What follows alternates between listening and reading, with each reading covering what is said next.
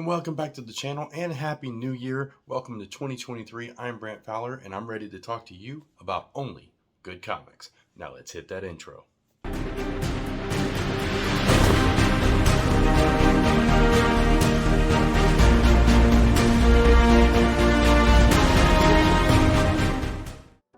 This time we're going to be talking about Rebels, issue number 1 from DC Comics in 2009 by writer Tony Bedard and artist Andy Clark.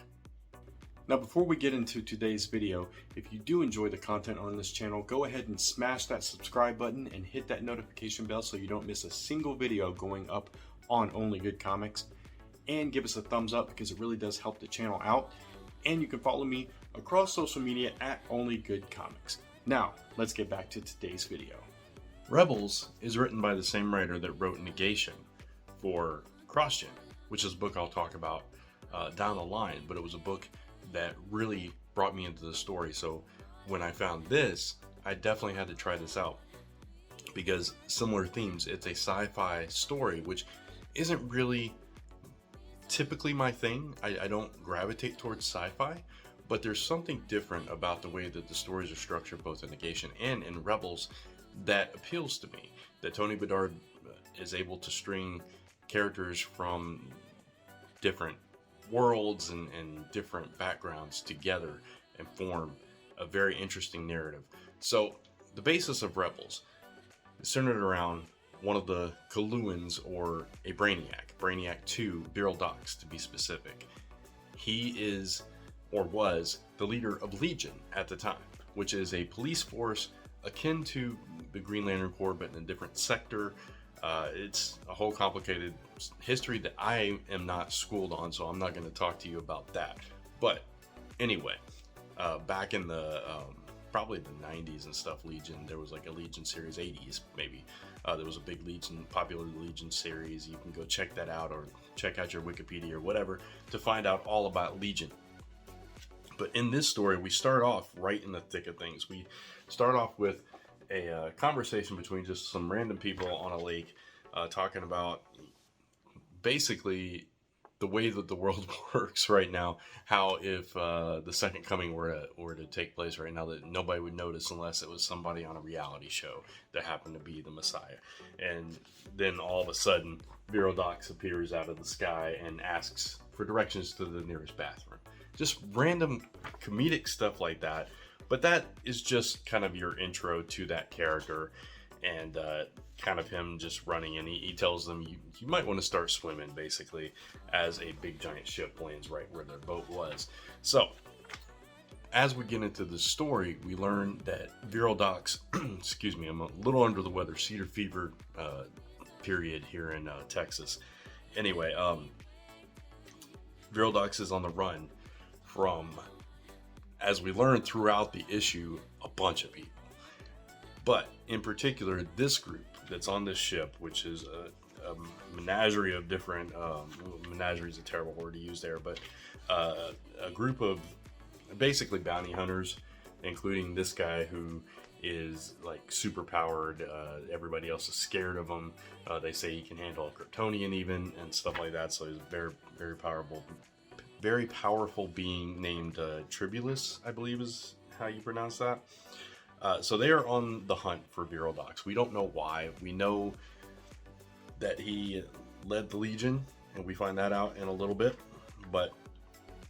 And he might have mentioned it here, but he is on the hunt for Supergirl, who gets pulled into the story as well, because there is information that has been implanted in her brain by Brainiac 5, or Brainy, from the Legion of Superheroes, who we know from various stories, and also her travels to the future. And if you watch the Supergirl television show, that character Brainy, that is the descendant of Vril Dox.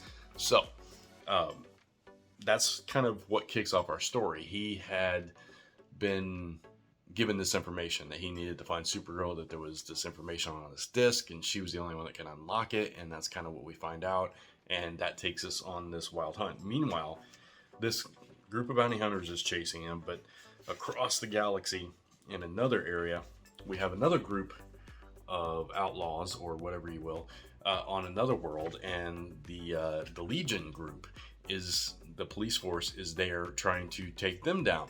Only they're not being led by Vril Dox, they're being led by someone else. And as we learn, Vril Dox has kind of been ousted. Someone else, mysterious, has taken over the Legion and is taking over worlds. And starting with that one, and their goal basically is to take down every world. But this ragtag group, they're, I don't even know what their purpose is, but we have Darkfire, which is this character down here, and several others. Tigor is their leader, and they are looking for Vril Dox as well. So everybody's coming for Vril Dox, and there's a bounty on his head, and yeah, that's kind of how we end issue 1, with everybody on their way to find Vril Dox. Supergirl's trying to help him. He's learned this information at the end of the issue, and that kicks off this adventure that eventually brings Vril Dox and members from both of these crews that I just showed you together to form this ragtag group of rebels that are rebelling against their various regimes and trying to take down this corrupt version of the Legion, meanwhile getting involved in Earth skirmishes here and there. This was post the Rann-Thanagar War. So everything kind of fell apart throughout the galaxies, and that's kind of where this picks up. This is about, like I said, about 12 years ago or so when this was taking place. So pre-New 52, just before all that kind of went down, the series got ended. I think it ended solidly, but it ended too soon for my liking. I think it went about, if I'm remembering correctly, it was like in the upper teens, maybe early 20s. Maybe it was like 18 issues. I really don't recall exactly, and I didn't look it up. Maybe I'll pop up a text thing here saying what issue it ended off on, because last time I said that I was way off. But anyway, this was a really cool story though, because one thing that Bedard is able to do with these characters is the same kind of thing that he was able to do in Negation at CrossGen, which was bring a vast majority of characters from vast walks of life, vast planets, and bring them together under a common goal or a common cause, and in some cases a common fear, to band them together to fight against it. And that's what happened in Negation. It's what happened here, and it's kind of what gravitated me towards this book, because I enjoyed that aspect of Negation. And not only that, the characterization is great. The dialogue is punchy, it's spunky, it's intelligent. It's I don't know, there's a little something for everybody, kind of based on your preference style of speech and stuff like that. Because you have a Brainiac character who's obviously very intelligent, very cocky, but you have other characters that are more down to earth. It has a little bit of that Firefly vibe, because you have all these bounty hunters and like cargo runners and things like that in this story as well. And then, like I said, this ragtag group of people that come together to form this rebels band of, well, outlaws, if you will. And that's kind of what Firefly is. So it's kind of Firefly with superpowers and set in a superhuman multiverse, if you will. And it's a pretty cool concept, and it's really interesting characters. That Tribulus character becomes part of this crew as well. Sorry for that minor spoiler, but obviously they put a lot of importance on him in this issue, so you kind of know they're going to do something with him. And yeah, so it's just a really fun book that took me by surprise when it was coming out, and I was hooked, and I was sad to see it go when it ended. Obviously, DC went in a completely different direction after this, and you know, we're still like 3 different directions since this book came out. But this was a fun book, and if you're looking for something, and you know enough about DC, because you do kind of have to know some things about DC to enjoy this book. I will say that if you don't know what was going on at DC at the time, if you don't know who Supergirl is, and you've never heard of the Legion of Superheroes, you might be a little lost in certain parts. But I think this book did a good job of kind of separating out this group of characters and defining their mission and their purpose for being outside of all of that. And if you knew all that other stuff, it kind of fed into the story a little bit more, made it richer. But I think you can enjoy this if you only have a cursory knowledge of DC back at that time. So anyway, that is Rebels. Really good comic. Highly recommend it. And especially if you do know anything about DC, you're really going to enjoy this book.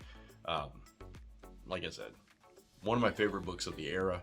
And I hope we see more books like this, because this is a fun book. This is a fun concept, and I would like to see something like this today with today's characters at any company. So there you go. Rebels, #1, very cool book. So if you liked that review and you like my video, please give it a like. And if you'd like to consume other content on the channel, you can subscribe and hit that notification bell so you don't miss any content. You can also follow me across social media at Only Good Comics.